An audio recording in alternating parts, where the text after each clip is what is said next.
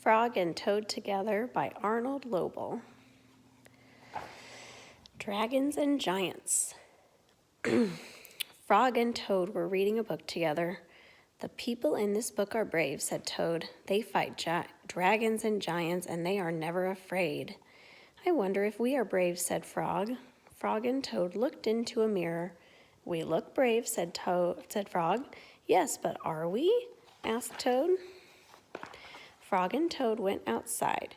"We can try to climb this mountain," said Frog. "That should tell us if we are brave." Frog went leaping over rocks, and Toad came puffing up behind him. They came to a dark cave. A big snake came out of the cave. "Hello, Lunch," said the snake when he saw Frog and Toad. He opened his wide mouth. Frog and Toad jumped away. Toad was shaking. "I am not afraid," he cried. They climbed higher, and they heard a loud voice. Many large stones were rolling down the mountain. "It's an avalanche," cried Toad. Frog and Toad jumped away. Frog was trembling. "I am not afraid," he shouted. They came to the top of the mountain. The shadow of a hawk fell over them. Frog and Toad jumped under a rock. The hawk flew away. "We are not afraid," screamed Frog and Toad at the same time. Then they ran down the mountain very fast. They ran past the place where they saw the avalanche. They ran past the place where they saw the snake. They ran all the way to Toad's house. "Frog, I am glad to have a brave friend like you," said Toad. He jumped into the bed and pulled the covers over his head. "And I am happy to know a brave person like you, Toad," said Frog. He jumped into the closet and shut the door. Toad stayed in the bed and Frog stayed in the closet. They stayed there for a long time, just feeling very brave together. The dream.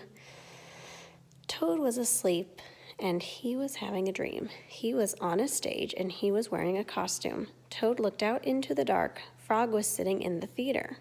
A strange voice from far away said, "Presenting the greatest Toad in all the world."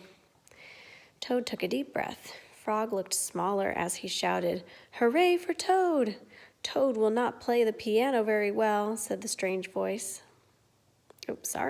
"Toad will now play the piano very well," said the strange voice. Toad played the piano and he did not miss a note. "Frog!" cried Toad. "Can you play the piano like this?"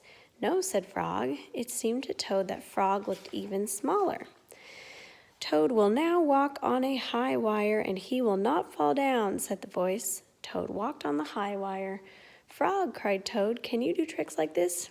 "No," peeped Frog, who looked very, very small.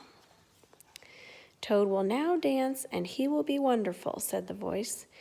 "Frog, can you be as wonderful as this?" said Toad, as he danced all over the stage. There was no answer. Toad looked out into the theater. Frog was so small that he could not be seen or heard. "Frog," said Toad, "where are you?" There was still no answer. "Frog, what have I done?" cried Toad. Then the voice said, "The greatest Toad will now—" "Be quiet!" screamed Toad. "Frog, Frog, where have you gone?" Toad was spinning in the dark. "Come back, Frog," he shouted. "I will be lonely." "I am right here," said Frog. Frog was standing near Toad's bed. "Wake up, Toad," he said. "Frog, is that really you?" said Toad. "Of course it is me," said Frog.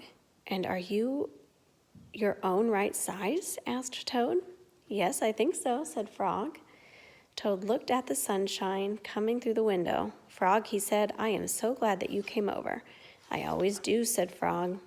Then Frog and Toad ate a big breakfast, and after that they spent a fine long day together. Frog and Toad Together.